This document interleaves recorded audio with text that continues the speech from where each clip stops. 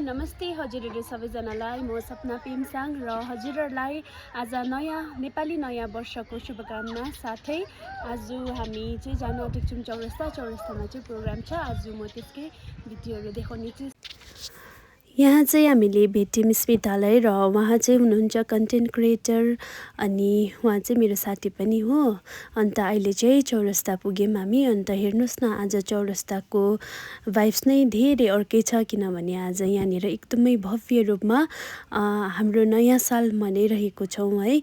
अनि यहाँनिर चाहिँ सबै स्टलहरू चाहिँ हाम्रो नेपाली दाजुभाइहरूले लगाउनु भइरहेको छ र हामी पुग्यौँ यहाँ चौरस्तामा। र यहाँ पुग्दाखेरि चाहिँ आज सांस्कृतिक प्रोग्राम पनि भइरहेको छ यहाँनिर। अनि मसँग आउने बहिनीहरूले पनि उहाँहरूले पनि एकदमै राम्रो एकदमै मिठो गीत गाउनेवाला भइरहेको छ। र आउनुहोस् के कस्तो हुन्छ म तपाईँहरूलाई मेरो भिडियो मार्फत तपाईँहरूलाई देखाउने छु। र आज चाहिँ मैले यहाँ आज धेरै वरिष्ठ व्यक्तिहरू भेटेँ। उहाँ दादा चाहिँ सिक्किमबाट हुनुहुन्छ भने यहाँ दादा चाहिँ हुनुहुन्छ हाम्रै गाउँबाट र उहाँ पनि एकदमै सपोर्टिङ हुनुहुन्छ। उहाँहरूले मलाई चाहिँ धेरै सपोर्ट गर्नुहुन्छ र उहाँ हुनुहुन्छ हाम्रो रेमित नाना, उहाँले पनि मलाई धेरै सपोर्ट गर्नुहुन्छ भने उहाँ हुनुहुन्छ राजु दादा, उहाँले त झन् धेरै मलाई बुस्ट गर्नुहुन्छ है। अनि यहाँनिर चाहिँ चल्दैछ हाम्रो जादु यहाँ तल। अन्त यहाँ चाहिँ एकदमै राम्रो प्रोग्राम भइरहेको छ। अनि हेर्नुहोस् न, नानीहरूदेखि लिएर है, अन्त एकदमै बुढोपाका ठुलोहरूदेखि लिएर आज सबैजनाले यहाँनिर चाहिँ धेरै इन्जोय गरिराख्नु भएको छ है। अन्त एकदमै रङ्गारङ कार्यक्रम चाहिँ भइरहेको थियो अनि मलाई पनि धेरै राम्रो लागिरहेको थियो र हामीले पनि धेरै इन्जोय गऱ्यौँ।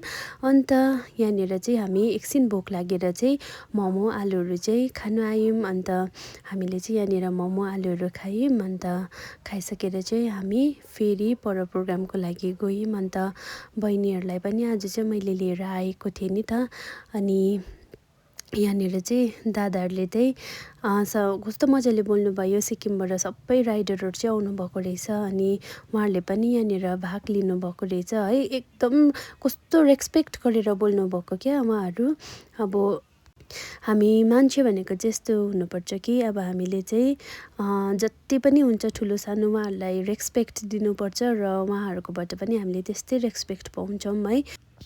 अनि यहाँनिर चाहिँ खास चाहिँ हामीले चाहिँ ब्लड दिनको लागि आएको थियौँ। मेरो त हुँदैन अनि आसना, स्नेहा, श्रुतिले चाहिँ ब्लड दिने भएको थियो। अन्त आसनाको चाहिँ कान छेडेर भएन, अन्त स्नेहाको चाहिँ वेटमा भएन अनि श्रुतिको चाहिँ भयो र श्रुतिलाई चाहिँ हामीले पर्खिराखेको थियौँ। अनि उसले चाहिँ ब्लड निकालिसकेर चाहिँ हामी यतानिर आयौँ। यता चाहिँ भक्ति भाइहरूको पर्फर्मेन्स हुँदै थियो। अनि यहाँनिर चाहिँ यति डरलाग्दो भक्ति भाइको फ्यानहरूले चाहिँ यहाँनिर फोटो खिच्नको लागि लाइन लागिराखेको थियो हो। अन्त भक्ति भाइलाई पनि एकदमै बधाई छ है। अनि उहाँले चाहिँ एकदमै राम्रो ग्रोथ गरेको छ। हाम्रो हुन्छ नि सानो भाइहरूले चाहिँ यसरी ग्रोथ गर्दाखेरि चाहिँ धेरै खुसी लाग्छ है।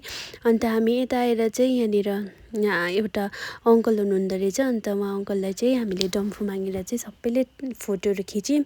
अन्त फोटोहरू खिचेर चाहिँ यहाँनिर फेरि हामीलाई चाहिँ यो लोगो दिनुभयो है। अन्त हामीले चाहिँ स्टिकर पायौँ। अन्त यो स्टिकर हामीले लगाएर चाहिँ यतानिर आएर चाहिँ हामी सबैजना यहाँनिर फेरि हाम्रो नेक्स्ट प्रोग्रामको लागि चाहिँ हामी पर्फर्म गर्नुपर्ने थियो। हामी भन्दाखेरि पनि मेरो बहिनीहरूले चाहिँ पर्फर्म गर्यो। अन्त उनीहरूको चाहिँ सङहरू थियो। अन्त आज हामीले चाहिँ यस्तो डरलाग्दो इन्जोय गर्दै थियौँ है। अन्त यहाँनिर बहिनीहरूसँग बसेर चाहिँ मैले पनि धेरै इन्जोय गरेँ आज है।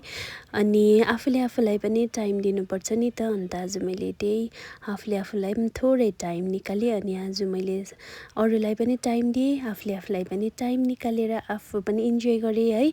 अनि लाइफ भनेको यही हो नि त, सबै कुरा सिक्दै जानुपर्छ होइन, सिकाउँदै जानुपर्छ, सिक्दै जानुपर्छ। हामीले सिकाएर र सिकेर चाहिँ कहिले टुट्दैनौँ है। कोही पनि एकदमै पर्फेक्ट चाहिँ हुनु सक्दैन।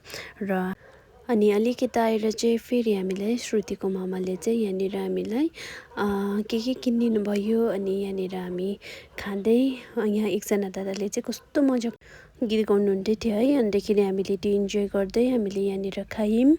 अनि हामीले चाहिँ अब प्रोग्राम चाहिँ त्यस्तो कम्प्लिट नतुरिकन फर्किनु पर्यो किनभने घरमा पनि अलिकति काम थियो अन्त मेरो फ्यामिली इभेन्ट पनि थियो। त्यही कारण चाहिँ म यहाँनिर बहिनीलाई लिएर चाहिँ बहिनीसँग चाहिँ आएँ। अनि आजको मेरो भिडियो यहीँसम्म थियो। Thank you so much for watching. Bye bye everyone.